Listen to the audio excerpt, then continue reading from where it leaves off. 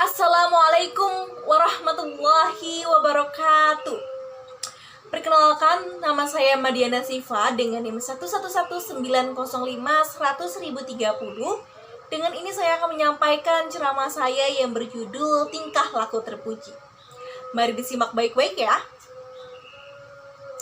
Assalamualaikum warahmatullahi wabarakatuh. Jalan-jalan ke kota Madinah, berhenti di jalan beli es naik bis. Perkenalkan, nama saya Mariana, duduk di sini untuk belajar hadis. Jadi teman-teman semua, alhamdulillahirabbil alamin, wa bihi nasta'inu ala umurid dunya waddin, wassalatu wassalamu ala asyrafil mursalin wa ala alihi wa sahbihi ajmain, amma ba'du. Yang saya hormati Ibu Umi Musyarafah MAG dan rekan-rekan KPI 4C yang saya cintai dan saya banggakan. Salawat berserta salam semoga selalu terlimpah kepada Nabi besar kita Muhammad Sallallahu Alaihi Wasallam, kepada para keluarganya, para sahabatnya, para pengikutnya, dan kepada kita semua.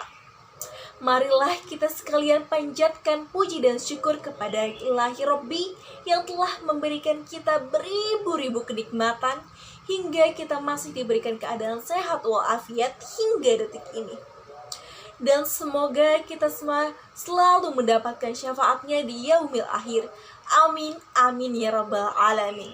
Rahimahumullah, tingkah laku terpuji ini sebenarnya terbagi menjadi berbagai macam. Salah satunya ciri-cirinya tuh seperti ini sabar, mempunyai jiwa yang ikhlas, dan juga berbudi pekerti yang baik, dan juga mempunyai sikap yang jujur. Nah, jujur. Kali ini Madiana bakal ngebahas mengenai kejujuran. Jadi teman-teman semua ini sebenarnya udah pernah tahu belum sih apa itu pengertian kejujuran sesungguhnya?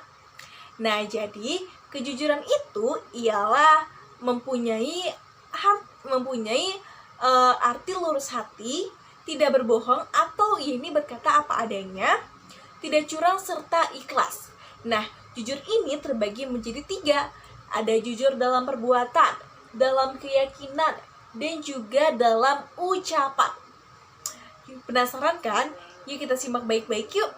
Nah, jujur dalam ucapan ini adalah sesuai antara apa yang ada di dalam hati dengan apa yang ada dengan kenyataan kita.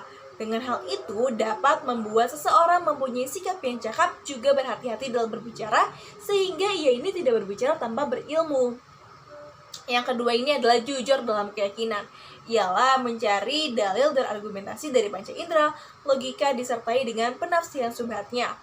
Jadi ia selalu mengkaji atas keyakinan apa yang tengah ia yakini. Nah, yang terakhir ada jujur dalam perbuatan, ialah kesesuaian antara pribadi dia dengan apa yang dia lakukan dengan menanamkan rasa ikhlas kepada Allah Subhanahu wa Ta'ala.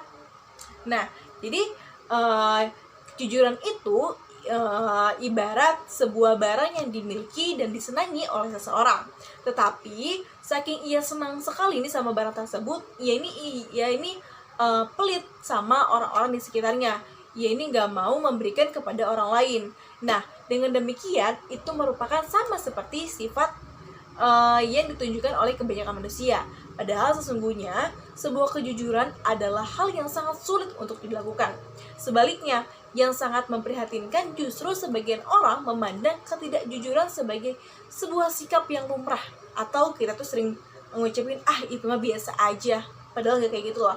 Soalnya Allah ini pernah berfirman dalam Quran surat At-Taubah ayat 119, yang dimana ayatnya ialah Bismillahirrahmanirrahim, ayyuhallazina amanu taqunullaha wa kunu ma'as-sabirin.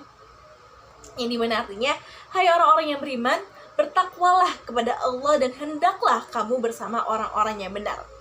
Dan diriwayatkan oleh Al-Bukhari dalam suatu hadis yang diriwayatkan oleh Abdullah bin Mas'ud radhiyallahu anha, bahwa Nabi Shallallahu Alaihi Wasallam pernah bersabda, sesungguhnya kejujuran itu membawa kepada kebaikan, dan kebaikan itu membawa ke surga.